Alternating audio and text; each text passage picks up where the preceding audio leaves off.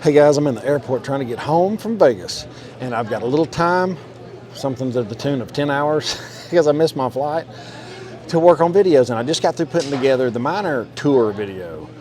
I hope you like it. Go ahead and hit the like and subscribe button for me, and there's one thing we forgot to do, and that is take a group picture at the end of it. That would have been awesome.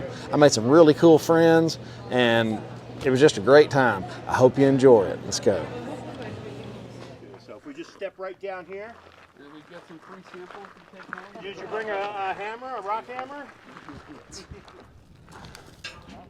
Isn't that cool? Big buckets they'd fill up manually and pull out with those. In some areas, almost 200 feet wide and 400 and 500 feet thick. As they were breaking the rock, they would break it up and they would sack it or bag it in like a burlap sack. Yeah. And then they would stack the bags right along the side of the vein, right where their tent was, because they were living right up here on their lease. Then when it was time to ship the ore, they would weigh that bag and tag it with their name on it. Then the bags would be loaded onto a wagon, and the wagon would be hauled almost 70 miles to the railhead in Sotaville. It'd be put on the train there, and then it would be taken into California to be processed. You have mini wagons rolling with this ore on it. A leaser was not going to walk away from his lease to go to the mill to cash in his rock. They all agreed upon an agent that would represent the leasers and the butlers. And that person would go and sell the ore to the mills. He would bargain for the price. Each section or each leaser's rock would be sampled and assayed, and then the mill would offer, look at it, this is what it is. We're going to offer you this much for so many ounces per ton. Think about the money that they're making. It was really spectacular. You know, if you sent off 10 tons of rock and you made, you know, $1,000 a ton, because some of that stuff was $1,000, $1,500, $2,500 a ton. That just, you know, they were becoming pretty rich. So, but you can see the leasers standing right here. These are all their sacks, their bags, and they're probably getting ready to load them up. And then, like I said, they would haul them off. It clearly worked. Yeah, it did work. There was a lot of trust with the tags on and who you gave your ore to. Exactly, and there had to be. So, was there a lot of theft of, you know, during transit because people knew? Oh. So anything that I read about Tonopah, it was one of the best mining camps to be a part of. People respected each other, and money was made, and that's what it was all about. You know, if you think about the value of the silver and gold that was processed, was mined and processed out of this Tonopah area, you're looking at $4 billion in silver and almost $4 billion in gold in today's money, if you're thinking about today's money. So it was substantial. Do you guys want to walk down to the tunnel? Yeah. Okay. There's always that chance, and I think there was some exploratory drilling that has been done in the area, and I think they came up with some pretty decent numbers. So they did no drilling back then, right? So they mined what they saw. Yeah. But when we drilled our first hole over at Victor, we knew where they stopped mining, so that's what we targeted. But on top of that, we hit 2 other veins that the old miners didn't even know were there. Right. Because they didn't have Right, and that's that could be. You gotta give it to Bill, because he did a lot of research on all the history of it, and he tried to pick up where they had left off. And it worked out, you know, because you guys drilled into it. So, yeah. And once you know where it is, you're just drilling the extensions. Yeah, so not exposed veins like they were here, but they're still there, you know. So the prospectors of the day were pretty fortunate. So. I mean, they found the veins right at surface. It was right at the surface. Yeah, it was obvious. And then the leasers went a little underground, and then everyone kept following them deeper and deeper and deeper and deeper, and the metals prices tanked, and everything went kaput. So, I mean, there's probably still more here if you go deep enough. I mean, everything on this property is anywhere from 700 to 1,900 feet deep as far as these veins being mined out.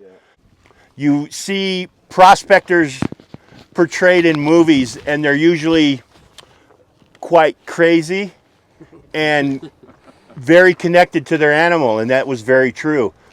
So like I said, being out here in the elements, your only conversation was going to be with your jackass. So the miner's most important friend, the prospector's most important. It's so true, you know. And when you travel through the area here, you see the descendants of the burros that were here mining and prospecting with the burros that you see out in the desert here, because they were all just left behind. We're going to go over here to the burro tunnel. So we're trying to stabilize it, remove the pigeons. So let's go over here to the tunnel. Timbering that you see, square set timbers.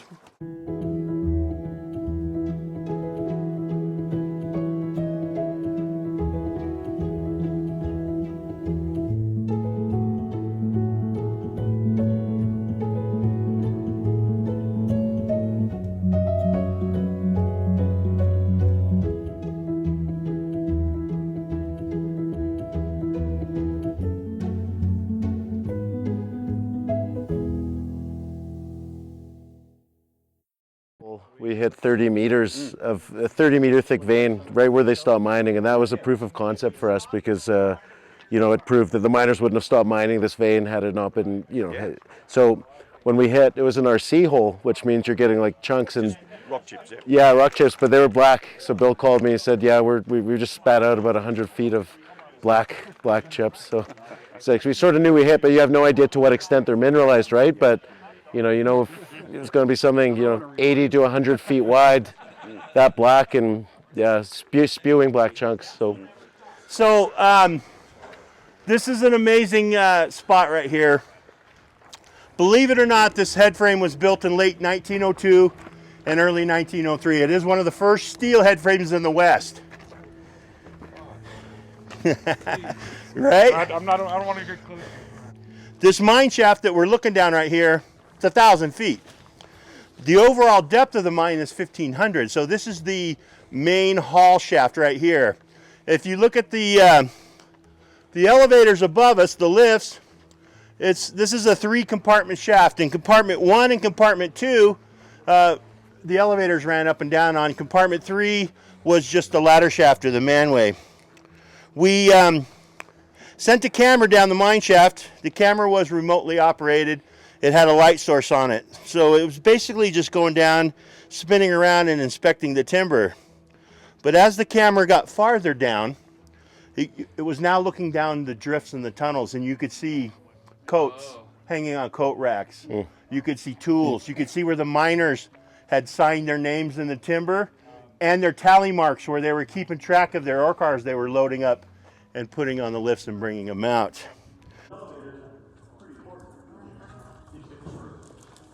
The cable being repairable is what's really unique about it. So if you were a cable splicer back in 1905, you made really good money. You were the most important person. You were pretty important, yeah, absolutely. What does that mean? Steel. It's small round cable that's been woven together. You can look at it really close.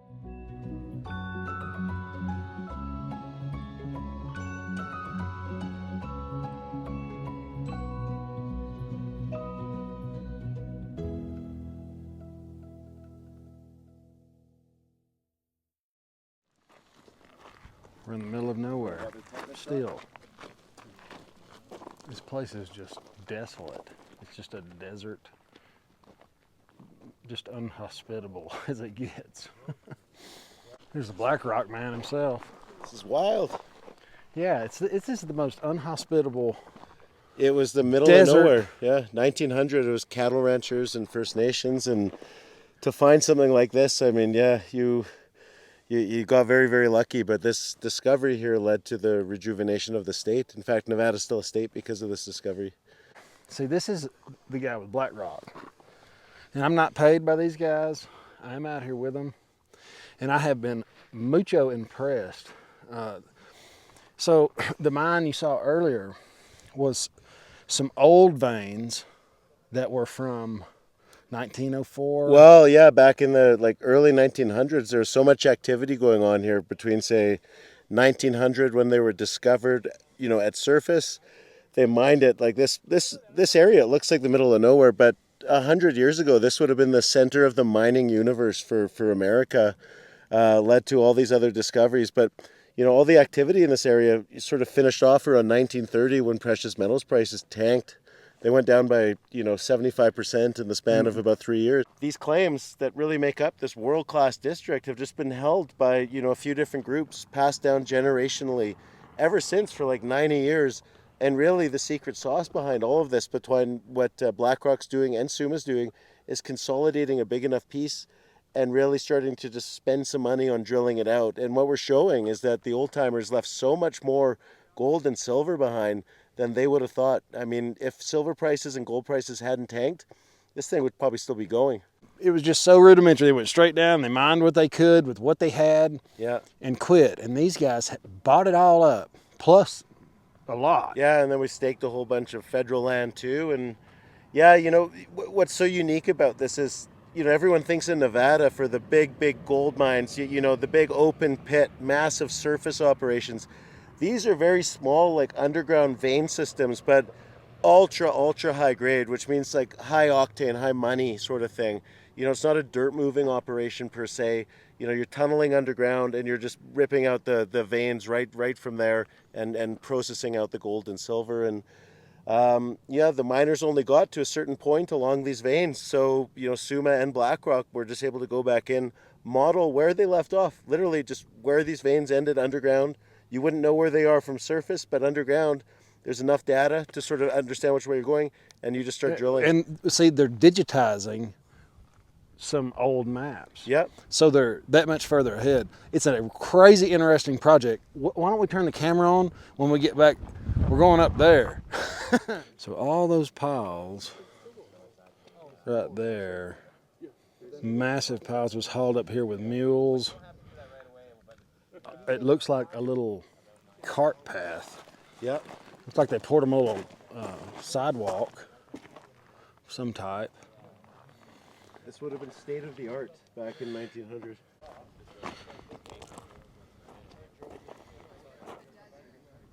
They're waking up this old mine.